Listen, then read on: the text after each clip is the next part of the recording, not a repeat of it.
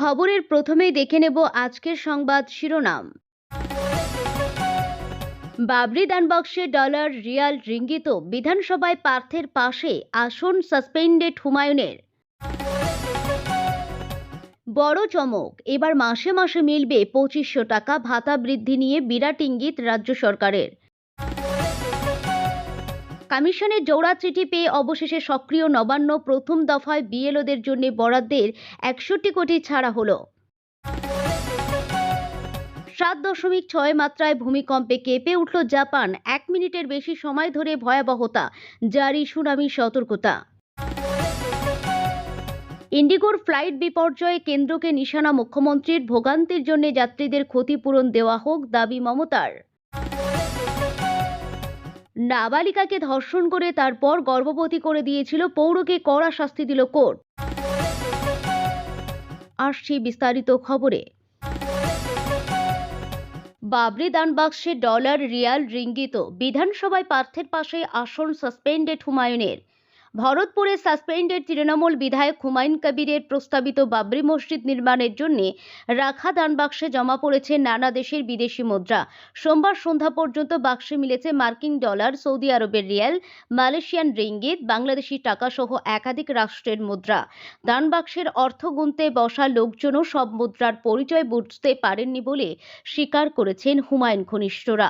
সন্ধ্যা পর্যন্ত হুমায়ুনের ব্যাংক অ্যাকাউন্টে 2,10,00,000-এর কিছু বেশি টাকা ঢুকেছে। 6টি দানবাক্সের টাকা গুনে 37,33,000 ভারতীয় টাকা পাওয়া গেছে বলে দাবি হুমায়ুন অনুগামীদের।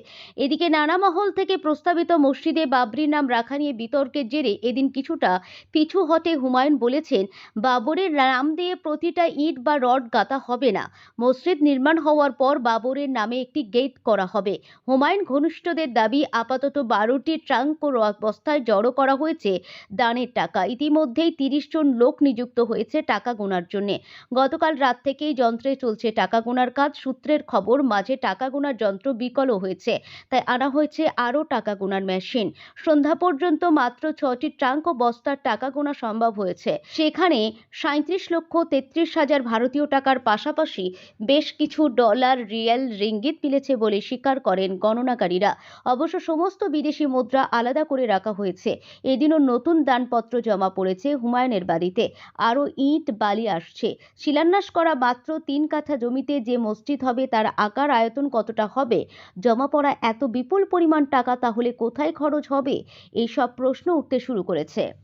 বড় চমক, এবার মাসে মাসে মিলবে 2500 টাকা ভাতা বৃদ্ধি নিয়ে বিরাট ইঙ্গিত রাজ্য সরকারের। পশ্চিমবঙ্গ সরকারের তরফে মা বোনেদের জন্য চালু হওয়া লক্ষ্মীর ভাণ্ডার প্রকল্পের ভাতা বৃদ্ধি নিয়ে নতুন জল্পনা শুরু হয়েছে।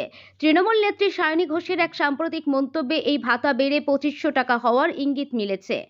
মমতা সরকার ক্ষমতায় আসার পর থেকে রাজ্যবাসীর জন্য গ্রহণ করেছে নানান পদক্ষেপ। রাজ্যবাসীর সুবিধার্থে চালু করেছে নানান প্রকল্প, চালু করেছে একাধিক ভাতা, যার দ্বারা প্রতি মাসে উপকৃত হচ্ছে বাংলার সকল স্তরের মানুষ।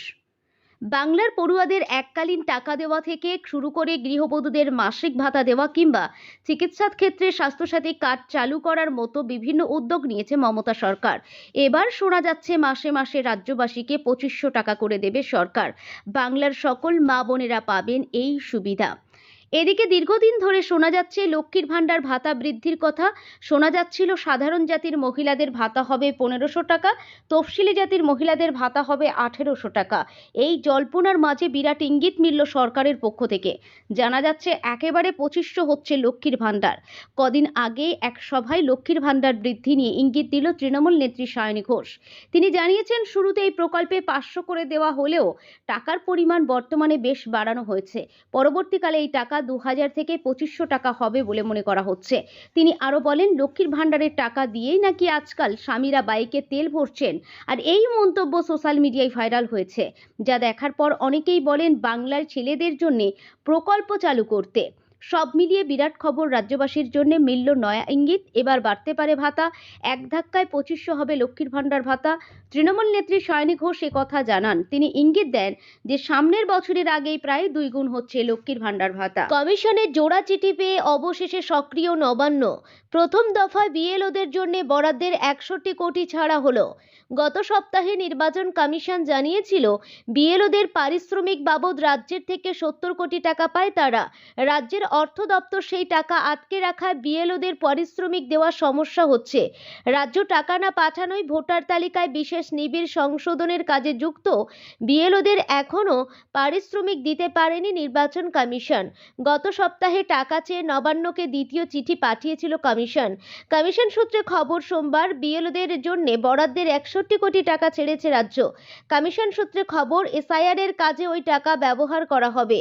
আপাতত ওই টাকা 95,000 বিএলও এর মধ্যে ভাগ করে দেওয়া হবে, বাকি টাকা পরে দেওয়া হবে। গত সপ্তাহে নির্বাচন কমিশন জানিয়েছিল বিএলওদের পারিশ্রমিক বাবদ রাজ্যের থেকে 70 কোটি টাকা পায় তারা। রাজ্যের অর্থ দপ্তর সেই টাকা আটকে রাখায় বিএলওদের পারিশ্রমিক দেওয়ায় সমস্যা হচ্ছে।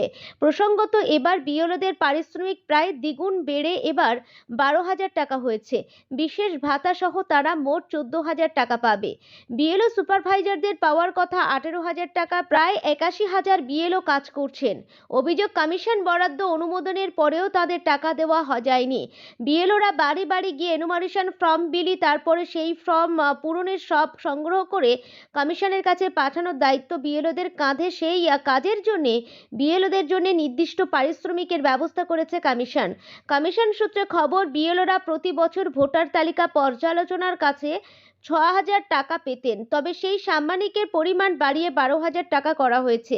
বিএলওদের একাংশের অভিযোগ, এসআইআর এর সময় ভোটারদের তথ্য পূরণ করতে হচ্ছে, এর জন্য তাদের মোবাইলের ডেটা খরচ হচ্ছে। অনেক বিএলওর অভিযোগ, তাদের কাছে স্মার্টফোন ছিল না, এই কাজের জন্য তাদের স্মার্টফোন কিনতে হয়েছে। সেই সব কথা ভেবে কমিশনের তরফে আরও 6,000 টাকা পারিশ্রমিক দেবে বলে জানায়। প্রায় 81,000 বিএলও কাজ করছেন। অভিযোগ, এখনও বিএলওরা তাঁদের পারিশ্রমিক হাতে পাননি, যা নিয়ে অসন্তোষ সৃষ্টি হয়েছে। 7.6 মাত্রার ভূমিকম্পে কেঁপে উঠল জাপান। 1 মিনিটের বেশি সময় ধরে ভয়াবহতা জারি, সুনামি সতর্কতা। জাপানে ফের তীব্র ভূকম্পনে আতঙ্ক। উপকূল থেকে কিছুটা দূরে শক্তিশালী ভূকম্পে কেঁপে উঠল দেশের উত্তর ও পূর্বাঞ্চল। রিক্টার স্কেল বলছে কম্পনের মাত্রা ছিল 7.6। সোমবার রাত 11টা 15 মিনিট নাগাদ এই কম্পন অনুভূত হয় বলে জানিয়েছে জাপান মেটেরোলজিক্যাল এজেন্সি। ভূমিকম্পের সঙ্গে সঙ্গে হোক্কাইডো, আওমরি ও ইয়োতে প্রদেশে জারি করা হয় সুনামি সতর্কতা। 3 মিটার পর্যন্ত উঁচু ঢেউ আছড়ে পড়তে পারে বলে সাবধান করছে জেএমএ। সতর্কতার পরে উপকূল জুড়ে ছড়িয়ে পড়ে আতঙ্ক, শুরু হয় দ্রুত সরে যাওয়ার তৎপরতা। কম্পনের তীব্রতায় জায়গায় জায়গায় ঝাড়বাতি, বাড়ির কাঠামো দুলতে দেখা যায়। সোশ্যাল মিডিয়ায় ছড়িয়ে পড়া ভিডিওগুলিতে ধরা পড়েছে সেই ভয়াবহতা। একাধিক প্রত্যক্ষদর্শীর দাবি, ভূমিকম্পের স্থায়িত্ব ছিল 1 মিনিটেরও বেশি। এর আগেও এবছরে অক্টোবরে 6.0 মাত্রায় ভূমিকম্পে কাঁপিয়েছিল হনসুর পূর্ব উপকূল। বড় ক্ষয়ক্ষতির খবর না মিললেও ভূমিকম্পের ঘন ঘন ফিরে আসা জাপানবাসীর উদ্বেগ বাড়িয়েছে। ভূমিকম্পন প্রবণ দেশ হিসাবে বিশ্বের প্রথম সারিতে জাপান। প্যাসিফিক রিং অফ ফায়ারের ঠিক উপর দিয়ে যাওয়ার একাধিক tectonic plate, Pacific, Philippine Sea, Eurasian ও নর্থ আমেরিকান প্লেট এখানেই মিলিত হয়। প্লেটের সঞ্চিত চাপ, সাবডাকশন জোন ও জাপান চেঞ্জের নড়াচড়া ঘন ঘন ভূমিকম্প ডেকে আনে। সক্রিয় আগ্নেয়গিরির উপস্থিতি বাড়িয়ে তোলে ঝুঁকি। সরকার পরিস্থিতির উপর নজর রাখছে। সুনামি সতর্কতা অব্যাহত রয়েছে বলেও জানান প্রশাসনিক আধিকারিকরা। ইন্ডিগোর ফ্লাইট বিপর্যয়ে কেন্দ্রকে নিশানা মুখ্যমন্ত্রীর। ভোগান্তির জন্য যাত্রীদের ক্ষতিপূরণ দেওয়া হোক, দাবি মমতার। ইন্ডিগো এয়ারলাইন্সের লাগাতার ফ্লাইট বাতিল এবং বিলম্বে দেশ জুড়ে তৈরি হওয়া চরম বিশৃঙ্খলার ঘটনায় এবার সরাসরি কেন্দ্র সরকারকে নিশানা করলেন মুখ্যমন্ত্রী মমতা বন্দ্যোপাধ্যায়। তিনি বলেন, যাত্রীদের এই চরম ভোগান্তির জন্য ইন্ডিগোকে অবশ্যই ক্ষতিপূরণ দেওয়া উচিত। মঙ্গলবার মুখ্যমন্ত্রী সাংবাদিকদের সামনে এই বিষয়ে কেন্দ্রের ভূমিকা নিয়ে প্রশ্ন তোলেন। তিনি স্পষ্ট বলেন, যাত্রীদের ক্ষতিপূরণ দেওয়া উচিত এই ভোগান্তির জন্য। পাশাপাশি এই ধরনের পরিস্থিতি যাতে তৈরি না হয় হয় তার জন্য কেন্দ্রীয় সরকারের আগে থেকে পরিকল্পনা করে নির্দেশিকা জারি করা উচিত। প্রসঙ্গত, গত এক সপ্তাহে ইন্ডিগো এয়ারলাইন্সের বিপুল সংখ্যক বিমান বাতিল ও বিলম্বে লক্ষ লক্ষ যাত্রী বিপাকে পড়েছেন। এই ঘটনায় সুপ্রিম কোর্ট জরুরি শুনানির আবেদন খারিজ করে কেন্দ্র সরকারকে পরিস্থিতি নিয়ন্ত্রণের জন্য সময় দিয়েছিল। সুপ্রিম কোর্টের এই পর্যবেক্ষণের পরে মুখ্যমন্ত্রী এ বিষয়ে সরব হলেন। তার মতে, অসামরিক বিমান চলাচল মন্ত্রকের পর্যাপ্ত পরিকল্পনা না থাকাতেই এমন জনভোগান্তির সৃষ্টি হয়েছে। নাবালিকাকে ধর্ষণ করে তারপর গর্ভবতী করে দিয়েছিল, পৌরকে কড়া শাস্তি দিল কোর্ট। ধর্ষণের জেরে গর্ভবতী আর এরপর প্রসব যন্ত্রণা সহ্য করে সন্তান প্রসব নাবালিকার মামলার মাত্র 8 মাসের মাথায় দোষীকে 25 বছর সশ্রম কারাদণ্ডের নির্দেশ দিল জলপাইগুড়ির বিশেষ পক্সো আদালত। ফাঁকা বাড়ির সুযোগ নিয়ে মাস 8 আগে ধূপগুড়িতে বছর 50-এর এক ব্যক্তি তার প্রতিবেশী নাবালিকাকে ধর্ষণ করে বলে অভিযোগ। এরপর তাকে নানা রকমভাবে ভয়ভীতি প্রদর্শন করে। এইভাবে মাস 6 চলার পর 16 বছরের ওই নাবালিকার শরীরে অস্বাভাবিক পরিবর্তন লক্ষ্য করেন তার বাড়ির লোকেরা। এরপর তাকে ডাক্তারের কাছে নিয়ে গেলে চিকিৎসক জানিয়ে দেয় সে গর্ভবতী। বাড়ির লোক ওই নাবালিকাকে চেপে ধরলে সে জানায় প্রতিবেশী কাকু কুকীর্তির কথা। এরপর বাড়ির লোকেরা ধূপগুড়ি থানায় লিখিত অভিযোগ দায়ের করলে পুলিশ অভিযুক্তকে গ্রেপ্তার করে আদালতে পাঠায়। শুরু হয় বিচার প্রক্রিয়া। উভয় পক্ষ শোনার পর আজ জলপাইগুড়ি বিশেষ পক্সো আদালতের মহামান্য বিচারক রিন্টু সুর অভিযুক্তকে 25 বছরের জন্য কারাদণ্ডের নির্দেশ দেন। জলপাইগুড়ি বিশেষ পক্সো আদালতের সরকারি আইনজীবী দেবাশিস দত্ত বলেন, এই মামলায় মাত্র 8 মাসের মাথায় সাজা ঘোষণা হলো। বিচারক তাঁর রায় দানের সময় এই নাবালিকা কী ধরনের শারীরিক ও মানসিক যন্ত্রণা সহ্য করেছে তা উল্লেখ করেছেন। একই সঙ্গে এই নাবালিকা এখনও মানসিক যন্ত্রণায় আছেন। বিচারক অভিযুক্তকে 25 বছরের কারাদণ্ডের নির্দেশ দিয়েছেন, সঙ্গে জরিমানা, অনাদায়ে আরও 2 বছরের সাজার নির্দেশ দিয়েছেন। একই সঙ্গে নাবালিকাকে 10 লাখ টাকা ক্ষতিপূরণের জন্য লিগ্যাল এইড সার্ভিসকে নির্দেশ দিয়েছেন।